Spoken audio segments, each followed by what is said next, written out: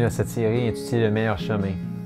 Un amour inconditionnel est le titre de notre message.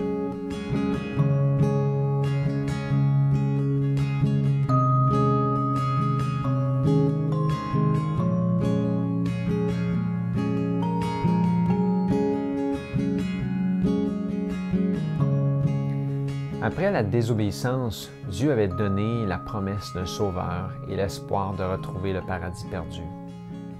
Nous avions été créés fils et filles de Dieu, mais par la désobéissance, nous avons perdu notre héritage avec la famille céleste. J'aimerais partager avec vous le moyen choisi par Dieu pour permettre de redevenir enfant de Dieu, héritier du paradis céleste. Depuis la chute, il nous est impossible par nous-mêmes de nous arracher à l'abîme de péché dans lequel nous sommes plongés. Nous sommes incapables de se réconcilier avec celui qui n'est que bonté et pureté. Nos cœurs sont mauvais et nous sommes incapables de les changer. Comment d'un être souillé sortira-t-il un homme pur? Il n'en peut sortir aucun. Job 14,4. L'affection de la chair est inimitié contre Dieu parce qu'elle ne se soumet pas à la loi de Dieu et qu'elle ne le peut pas. Romains 8, verset 7. L'éducation, la culture intellectuelle, l'exercice de la volonté, les efforts humains ont tous leur sphère légitime, mais ici, ils sont impuissants. Ils peuvent produire une certaine correction extérieure de la conduite, oui, mais ils ne sauraient changer le cœur ni purifier les sources de la vie. Pour ramener l'homme de l'état de péché à celui de sainteté, il faut une puissance qui agisse du dedans, une vie nouvelle qui vienne d'en haut. Cette puissance, c'est Jésus. Sa grâce seule peut vivifier les facultés inertes de l'âme humaine et les attirer vers Dieu et la sainteté. C'est pour nous racheter que Jésus a vécu, a souffert et est mort. Dieu a permis à son Fils bien-aimé, plein de grâce et de vérité, de quitter un séjour de gloire ineffable pour venir dans un monde souillé par le péché et assombri par la malédiction et la mort.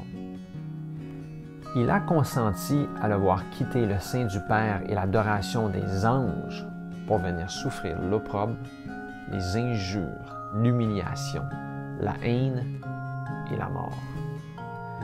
Le châtiment qui nous donne la paix est tombé sur lui, et c'est par ses meurtrissures que nous sommes guéris. Ésaïe 53, verset 5.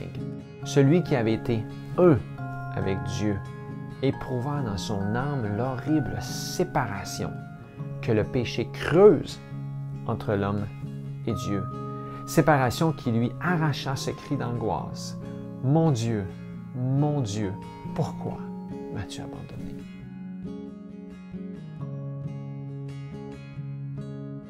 C'est le fardeau des péchés du monde et le sentiment de son énormité qui brisèrent le cœur du Fils de Dieu. Jésus-Christ est l'intermédiaire par lequel le Père a pu répandre son amour infini sur un monde perdu. Dieu a réconcilié en Christ le monde avec lui-même. 2 Corinthiens 5, 19. Il a souffert avec son Fils. C'est le cœur de l'amour infini et inconditionnel qui a payé le prix de notre rédemption. Seul le Fils de Dieu avait le pouvoir de nous racheter. Seul celui qui était dans le sein du Père pouvait le faire connaître. Seul un être connaissant la hauteur, la profondeur de l'amour de Dieu pouvait les révéler.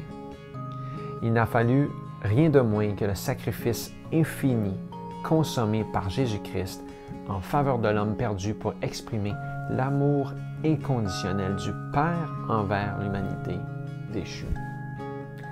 Dieu a tant aimé le monde qu'il a donné son Fils unique. Celui qui était un avec le Père s'est uni à nous par des liens indissolubles. Jésus n'a pas honte de nous appeler frères. Hébreux 2, 11. Il est notre propitiation, notre avocat, notre frère. Il paraît revêtu de notre humanité devant le trône du Père. Et il sera pendant toute l'éternité un avec la race humaine qu'il a rachetée. Wow! Il est et demeurera le Fils de l'homme.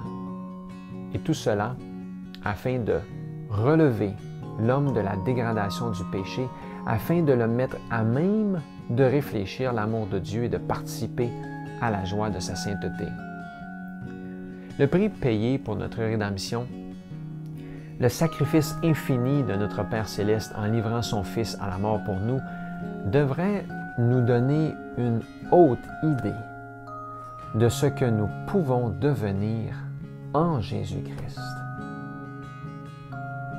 Quand il est donné à Jean, l'apôtre inspiré, de contempler la hauteur, la profondeur et la largeur de l'amour du Père envers l'humanité perdue, il est si rempli de sentiments d'adoration et de respect que dans l'impuissance où il se trouve d'exprimer l'intensité et la tendresse de cet amour, il s'écrie « Voyez, voyez quel amour le Père nous a témoigné pour que nous soyons appelés enfants de Dieu. » 1 Jean 3, 1.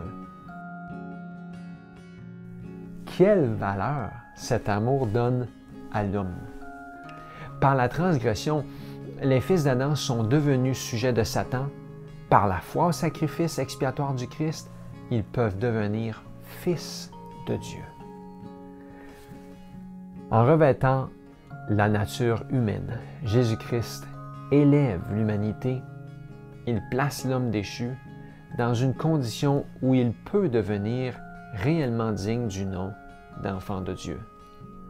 En outre, ce Fils, après avoir racheté l'homme de la condamnation de la loi, allait pouvoir associer la puissance divine à l'effort humain. Ainsi, les enfants d'Adam pourront redevenir enfants de Dieu par la conversion et la foi au Rédempteur. Réalisez-vous que nous sommes enfants du Roi céleste maintenant par la foi. Quelle précieuse promesse! C'est un amour insondable, l'amour de Dieu pour un monde qui ne l'aimait pas. Un tel amour inconditionnel est sans exemple. Mieux vivre, c'est de croire à cet amour inconditionnel et de prendre le meilleur chemin, le seul chemin pour redevenir enfant de Dieu.